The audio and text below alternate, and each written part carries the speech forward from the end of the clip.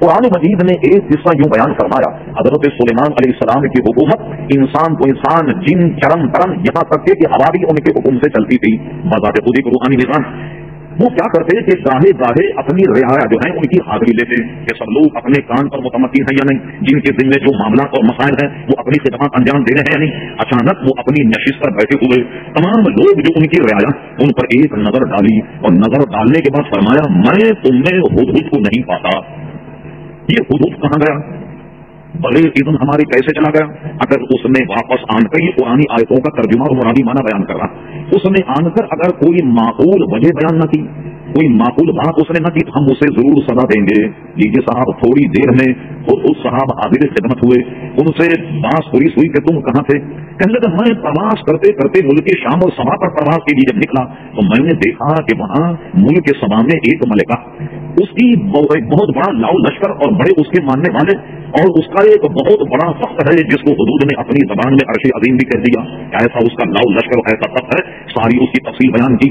حضرت سلیمان علیہ السلام نے حدود کو ملک سبا، جس کا نام بلقیس ہے، جو بعد میں حضرت سلیمان علیہ السلام کے حرم میں داخل آپ کی زوجہ بن گئی، اس کے نام دعوت اسلام کا ایک خط لکھا۔ فرمایا یہ خط جا کر کے تم ملک سبا کو دے۔ اس خط پر قرآن مجید کی گواہی ہے کہ اس کا آغاز حضرت سلیمان علیہ السلام نے کیا بسم اللہ الرحمن الرحیم، اس کا آغاز ہوا۔ یہ خط حدود نے اپنے ہدف پر جا کر جب پہنچایا، پہنچانے کے بعد ملک سبا نے جب خط کھولا، سبحان اللہ، بسم اللہ الرحمن الرحیم، یہ اللہ تبارک و تعالیٰ کا کلام، ملک سبا کی جب نظر اس کلام پر پڑی اور دعوت ایمان پر جب پڑھی، اس کے دل نے گواہی دی کہ یہ کلام انسان کا نہیں ہے، یعنی بسم اللہ الرحمن الرحیم۔ اب وہ ایمان کے ارادے سے نکلنے والی حضرت سلیمان علیہ السلام کے دربار میں آئے تاکہ ایمان لے آئے۔ حضرت سلیمان علیہ السلام کو خبر ہو گئی وہ آنے والی، آپ اپنی نشست پر جلوہ کر ارشاد فرما، اے میرے درباریوں، کیا تم میں کوئی ایسا شخص ہے کہ اس کا تخت اس کے یہاں پہنچنے سے پہلے لے آئے؟ یہ بتاتے ہوتے کہ روحانی نظام کا قصہ کہ وہ اپنے لاؤ لشکر اور ایک اپنی جناب سبک سواریوں پر سوار ہو کر جب پہنچے، ایک مقررہ وقت ہے، بات تفصیلوں میں ہم نے پڑھا کہ وہ 2 مہینے کی مسافرت ان کے پہنچنے سے پہلے لے آئے۔ ایک طویل جنات کھڑا ہوا، یہ سارا قصہ قرآن مجید کہنے لگا، اے اللہ کے نبی حضرت سلیمان علیہ السلام، میں اس تخت کو لے آؤں گا، کتنے وقت میں لے آؤں گا؟ یہی معنی اس آیت کے ہیں، میں اتنے وقت میں لاؤں گا قبل اس کے کہ آپ کا دربار برخاست ہو۔ جو شاہانہ دربار لگا ہوا تھا، فریادی لوگ ہیں، آپ کے دربار برخاست ہونے تک میں اس تخت کو لے آؤں گا، اور اس پر میں امین ہوں، اس پر میں قدرت رکھتا ہوں۔ حضرت سلیمان علیہ السلام نے فرمایا مجھے تو اس سے بھی جلدی چاہیے۔ اب سنیے نظام قدرت جس کا ہم کہہ رہے ہیں، باطنی نظام کہ جس کو قرآن مجید نے گواہی دی۔ فرمایا جب ہمیں اس سے بھی جلدی چاہیے، قرآن مجید نے فرمایا قال الذی، تو پھر اس نے کہا جو آیت ہم نے خطبے میں پڑھی، ارشاد باری تعالیٰ ہوا قال الذی عنده علم من الکتاب، تو اس نے کہا جس کے پاس کتاب کا علم تھا۔ عموماً یہ ترجمہ کر دیا جاتا، لیکن اگر آپ یوں ترجمہ کریں قال الذی عنده علم من الکتاب، من الکتاب کا ترجمہ یہ ہوگا کہ پوری کتاب نہیں بلکہ کتاب سے کچھ جانتا تھا، کتاب کا علم رکھتا تھا۔ مفسر نے فرمایا وہ اسم اعظم جانتا تھا۔ اس نے کیا کہا انا آتی کا بھی، میں اس تخت کو لے آؤں گا قبل ان یرتد الیک طرفک، قبل اس کے کہ آپ قدم جھپکیں میں اس تخت کو لے آؤں گا۔ سبحان اللہ، سلیمان علیہ السلام پلک نہیں جھپکنے پائے کہ اس نے یعنی وہ شخص جو کتاب کا علم رکھتا تھا، اس نے تخت بلقیس کا آن کر آپ کے دربار میں حاضر کر دیا۔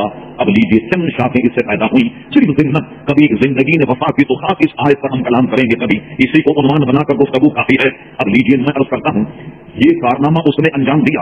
ایک قول یہ ہے، حاشیہ جلالین دیگر تفسیروں کو آپ پڑھیے، ایک قول یہ ہے کہ یہ انسان تھا، یہ جنات نہیں تھا، پہلے جس نے کہا وہ جن تھا۔ ایک قول یہ ہے کہ یہ حضرت سلیمان علیہ السلام کا وزیر، ایک قول یہ ہے کہ یہ وزیر بھی تھا، سلیمان علیہ السلام کا خالہ زاد بھائی بھی تھا۔ اچھا، اس کا ایک قول یہ ہے کہ اس کا نام آصف تھا اور اس کے باپ کا نام بردیا تھا جس نے یہ کارنامہ انجام دیا۔ یہ من الکتاب کیا تھا؟ یہ ہم نے عملیات کی کتابیں پڑھی، ہندوستان کی کتاب ہے، بہت معروف ہے عملیات کی، جواہر خمسہ۔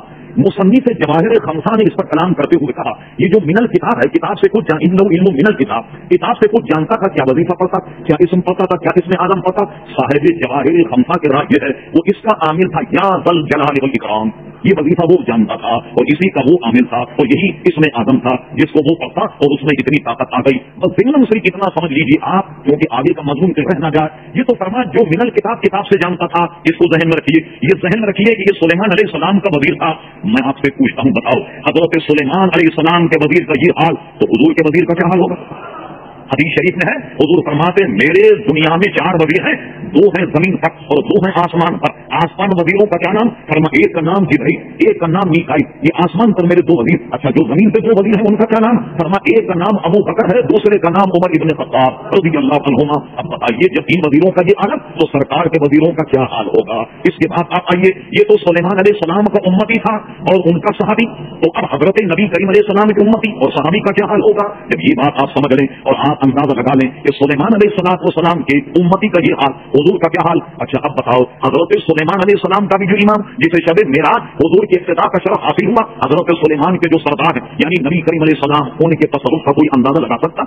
नहीं लगा सकता। अब कुरान ही से पूछ लीजिए, ये जो फरमाया इंदहु इल्मु मिनल किताब, ये किताब से कुछ जानता था, हुजूर के लिए इरशाद फरमाया अर्रहमान अल्लमल कुरान, हमने तो पूरी किताब का इल्म हुजूर को अता फरमा दिया। जो किताब का कुछ जाने उसकी रूहानियत और तसर्रुफ का ये आलम, और जो पूरी किताब का इल्म रखता उसकी ताकत का कौन अंदाजा लगा सकता? तो आपने देखा निजाम कुदरत और रूहानी निजाम के 2 महीने का फासला उसमें पलक झपकने के बाद नहीं, कबल इसके क्या पलक झपके और वो सब को लेकर के आ जाता है।